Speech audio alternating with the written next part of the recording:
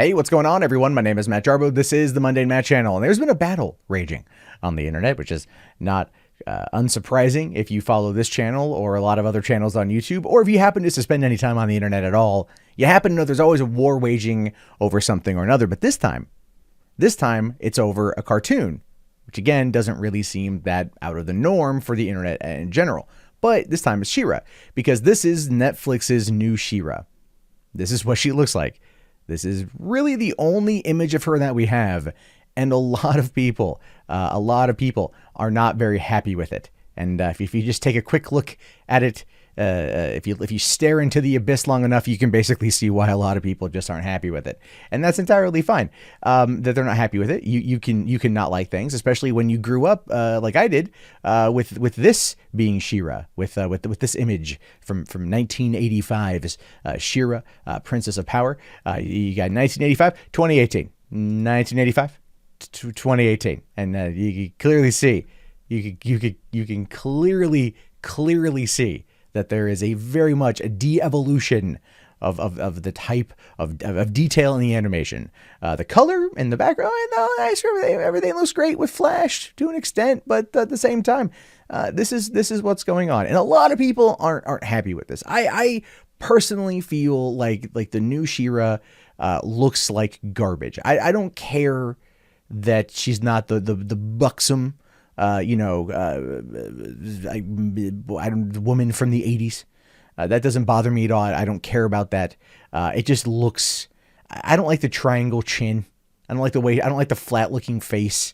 But the animation bothers me. But the woman who's behind the show, her name is Noelle Stevenson.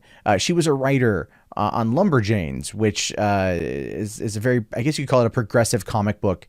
And she's taking over this one now, which I'm surprised more people haven't attacked the feminist leadership of the show versus talking about the animation. I find that because what they're doing is they're trying to tie the two together, but I think you can separate the two at all. But this is what Noelle says.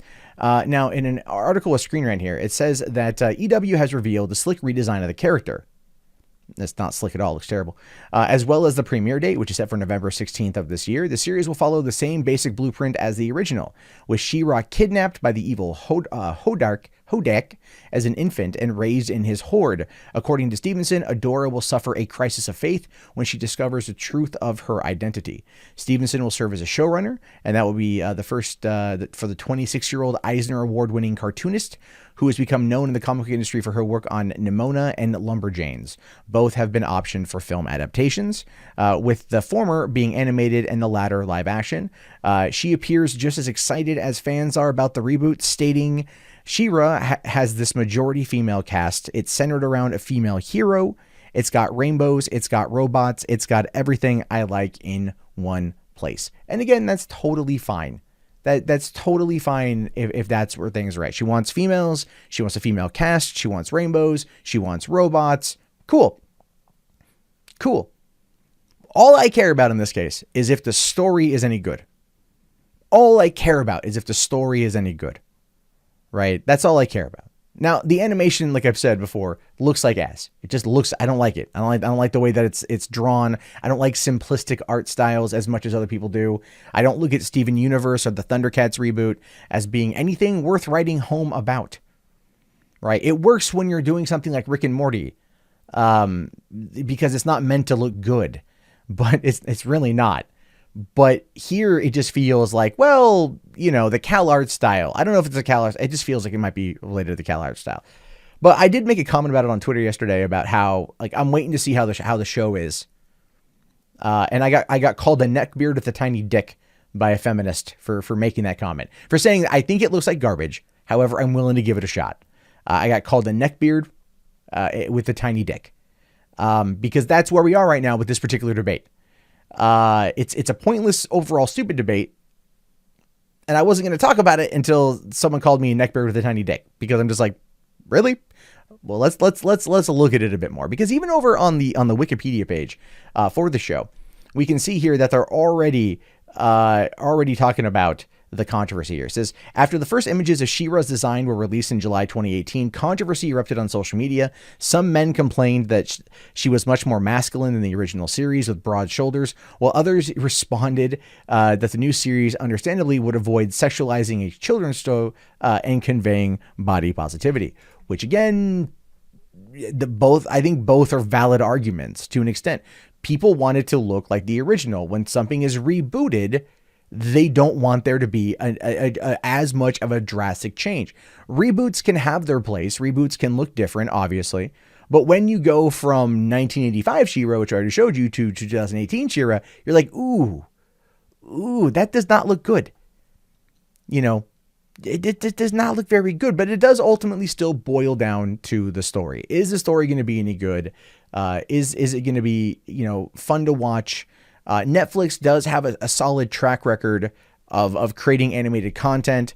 Most of it is actually aimed for adults. I've seen some of the stuff they do for kids, and it's pretty bad. Like the reimagining of Magic School Bus is god awful. Like just god awful. And a lot of that is also the animation. When you move away from hand-drawn animation and you go to like Flash and it looks like cheaply made Flash, there's a problem with that. It doesn't do anything for me. But when you look at the controversy of this, and again, you have to kind of laugh at the controversy, because the controversy tells you, oh, men are upset. These neckbeards with tiny penises are upset that she doesn't look the same way she did in 1985. And that it's a younger version, and that, you know, whatever. And like, that's fine. I don't really care that the difference is there. I'm saying that the level of detail on the character model leaves a lot to be desired, right? It leaves a lot to be desired there. And now, granted, the voice actress of She-Ra is Amy Carrero, who I do actually like from the show Young and Hungry, that was on Freeform, which was a show she did with Emily Osment. She was pretty good on there. And so I would check it out specifically just for her, because I like her as an actress. So, you know, I would check it out for that. And I like He-Man, so I would check it out anyway. But when you start having the people fighting back as hard as they can, when additions are getting made to the Wikipedia page, trying to call out harassment and misogyny, when the response to that is, well, do you want that in a children's show? Like, and again, it's a valid argument, but it also comes across as very spiteful and mean-spirited. There are people out there who are just voicing their opinion and are being attacked for just voicing their opinion. And that is a problem with where we find ourselves right now. That is a big deal when it comes to these particular issues. Why is it that if you have an opinion that someone else doesn't like their first instinct is to just ad hom you into the ground? Like, if you're going to use ad hominem attacks on someone like me, you know, there are far better ways than just saying neckbeard, which is clearly not the case, and tiny dick, which she has clearly no way of knowing. And I live in the North. It's just whatever, man. No, I'm kidding. But the point is, this is where we find ourselves. Everything is a battle. Let's take it at face value. Let's like legitimately take it at face value. This is She-Ra, 2018. It just looks bad. It you know, there's not what feels to be a lot of detail. Like, look at her arms. Just look at her arms there, right? Zoom in on that. Look at her arms. It's just, oh, the arm outline, and then just one definition, one little squiggly line there to define what could be potentially a bicep. How brave, right? You know, it feels like She-Ra with watercolors. Then you come over here to this, and it's like, yeah, there's no definition there, but it's not trying to make anything out.